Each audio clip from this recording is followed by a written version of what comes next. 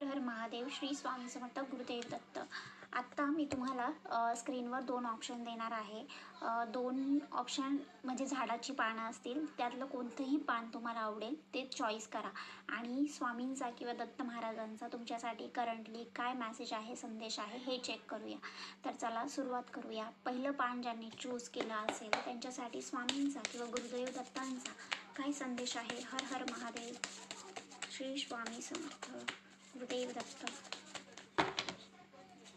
श्री गुरुदेव दत्त स्वामी महाराज की जय. हे बघा, पहिली गोष्ट तर इथे बरेचसे लोक आहेत की ना पास्टमध्ये खूप काही त्यांच्याबरोबर वाईट झालेलं आहे, वाईट अनुभव आले आहेत किंवा त्यांच्याबरोबर वाईट झालेलं आहे असं आहे आणि स्वतःची हिलिंगच झाली नाही आहे त्यांची, म्हणजे ओव्हर थिंकिंग, कन्फ्युजन किंवा हेल्थ इश्यू असं असू शकतं.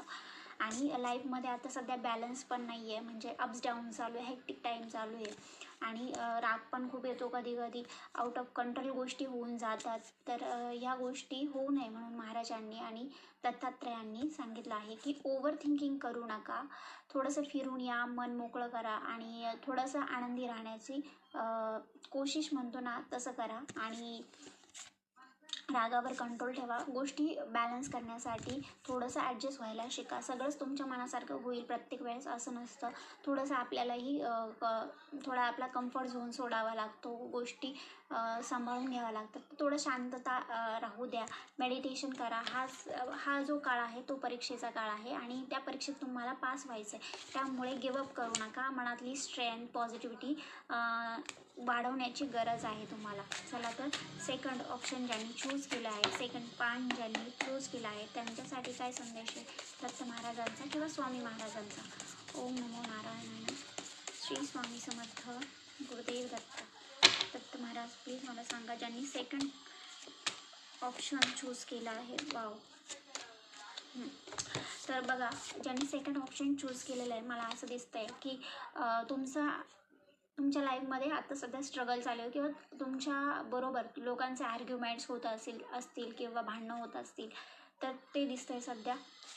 आणि हो, तुमच्याबरोबर पास्टमध्ये खूप काही घाणेरड्या गोष्टी झालेल्या असतील, पेनफुल गोष्टी झालेल्या असतील किंवा तुमच्याबरोबर कोणी चिटिंग केली आहे, धोका दिला आहे किंवा तुमच्या पाठीमागे वाईट गोष्टी बोललेल्या आहेत. तर त्या निगेटिव्हिटीतून बाहेर पडण्याचा प्रयत्न करा. जे पास्टमध्ये झाले ते पास्टमध्ये ठेवा आणि आयुष्यात नवीन काहीतरी करण्यासाठी सज्ज व्हा.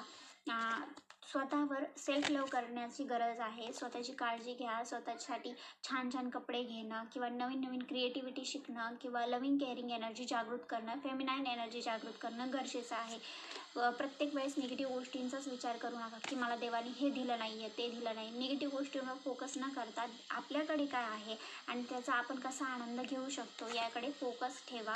आणि हो, देव तुमच्यासाठी हॅपीनेस, फुलफिलमेंट, एक न्यू अपॉर्च्युनिटीज, लव्हिंग केअरिंग, नवीन पार्टनर म्हणा किंवा नवीन हॅपीनेस म्हणा, ते पाठवत आहे. तुमच्याकडे नवीन नवीन ऑप्शन्स येतील, नवीन अपॉर्च्युनिटीज येतील, लव्ह रिलेशनशिपसाठी ऑफर्स येऊ शकतात. सगळ्यांसाठी नाही, पण जे लग्नायोग्य आहेत अशा लोकांसाठी नवीन अपॉर्च्युनिटीज, लव्ह ऑफर्स येऊ शकतात. तर निगेटिव्हिटीकडं लक्ष न देता स्वतःमध्ये प्रेम जागृत करा आणि देवासाठी देवावर विश्वास ठेवा की तुमच्या लाईफमध्ये जे होईल ते चांगलंच होईल आणि देव तुमचं चांगलंच करेल. ओके, तर हीच आत्ताचं आहे रीडिंग. जर तुम्हाला ही रीडिंग आवडली असेल तर लाईक, फॉलो नक्की करा, सबस्क्राईब करा आणि कमेंटमध्ये नक्की सांगा.